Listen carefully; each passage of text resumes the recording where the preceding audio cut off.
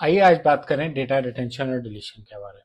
कब तक डेटा पड़ा रहना चाहिए, प्रिवेसी के एंगल से और डीपीडीपी एक्ट के एंगल से। बहुत इंपॉर्टेंट, हमने पिछले वीडियो में बात की थी कलेक्टिव मिनिमम डेटा कीजिए, और अब हम कह रहे हैं कलेक्ट कर लिया। एक तो फालतू नहीं कलेक्ट करना, दूसरा कलेक्ट जो किया है उसको कब तक रखना है, आइए उसके बारे में बात करें। मेरे यूट्यूब चैनल पे आपका स्वागत है, जिस पे आप लगातार डेटा प्रिवेसी पे नया कंटेंट देखते हैं। आजकल हम डीपीडीपी एक्ट के बारे में बात कर रहे हैं प्रिवेसी के साथ, और आज हम बात कर रहे हैं रिटेंशन और डिलीशन के बारे में। क्यों इंपॉर्टेंट है रिटेंशन? जैसे मिनिमाइजेशन में हम कह रहे हैं कि ज्यादा डेटा नहीं होगा तो रिस्क कम होगा, ऐसे ही रिटेंशन में हम कह रहे हैं कि डेटा जल्दी या पर्पस खत्म होने पे डिलीट हो जाएगा तो रिस्क कम हो जाएगा। डीपीडीपी चाहता है कि आप तब तक डेटा रखें जब तक आपको चाहिए। आपने पर्पस डिफाइन किया, पर्पस की ड्यूरेशन डिफाइन कीजिए, पर्पस कंप्लीट हो गया, डेटा डिलीट कर दीजिए। नहीं तो आप ब्रीच और कंप्लायंस का रिस्क बढ़ाते रहेंगे।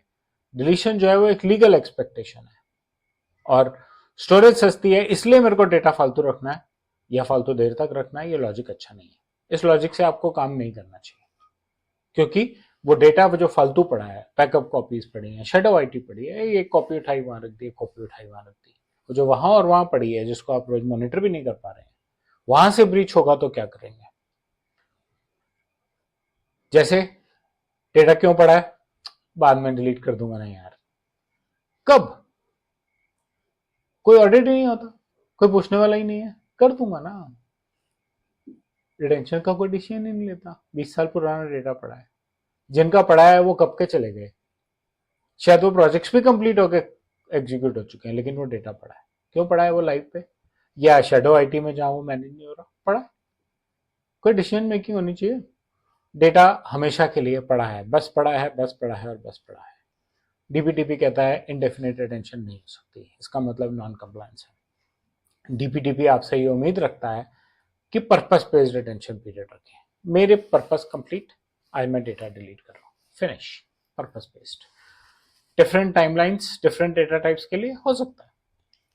प्रोजेक्ट पे डिपेंड करता है ना, प्रोजेक्ट पे डिपेंड करता है कौन से प्रोजेक्ट की क्या लॉन्जेविटी है, कितना टाइम लगेगा, कब तक वो डेटा चाहिए, लीगली कितना टाइम तक चाहिए, क्या आप ऑपरेशनल डेटा को और लीगल डेटा को, प्रिवेसी वाले डेटा को सेपरेट कर पा रहे हैं।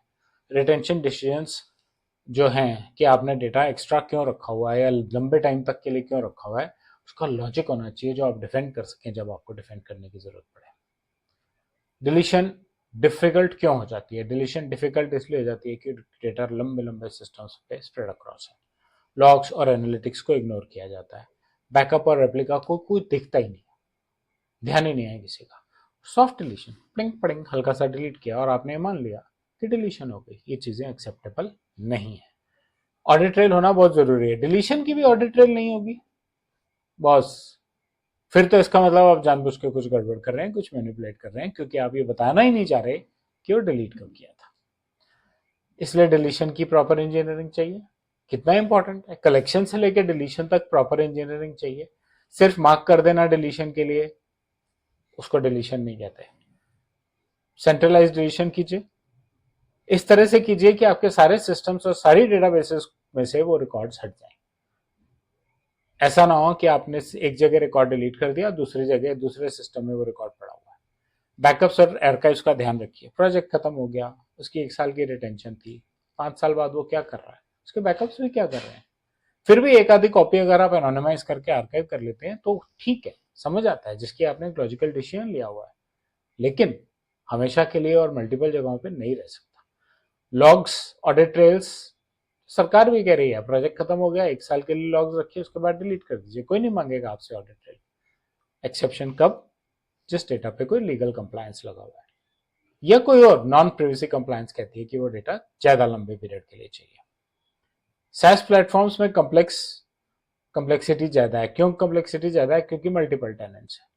लेकिन सॉफ्टवेयर ऐसे होते हैं, आपके एक सिस्टम पे मल्टीपल कस्टमर हैं, आप एक कस्टमर का डेटा डिलीट कर रहे हैं, एक कस्टमर का डिलीट कर रहे हैं, और आपको ये समझना जानना जरूरी है कि कस्टमर का डेटा कौन सा है और प्लेटफॉर्म का डेटा कौन सा है। ऐसा ना हो कि आप कस्टमर का डेटा डिलीट करने के लिए प्लेटफॉर्म ही डिलीट कर दें।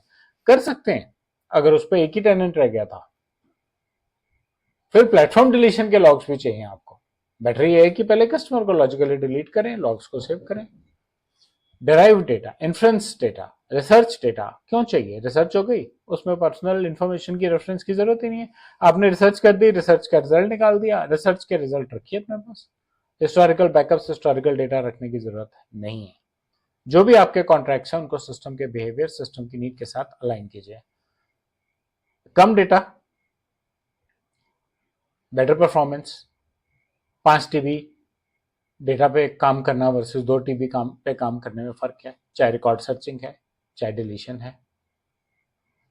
कम डेटा होगा, बेटर सर्चिंग होगी, कंसेंट का बर्डन कम हो जाएगा, कम कंसेंट चाहिए, ऑडिट्स बेटर हो जाएंगे, अकाउंटेबिलिटी बढ़ जाएगी आपकी, और लोगों का आप पे विश्वास भी और ज्यादा बढ़ जाएगा।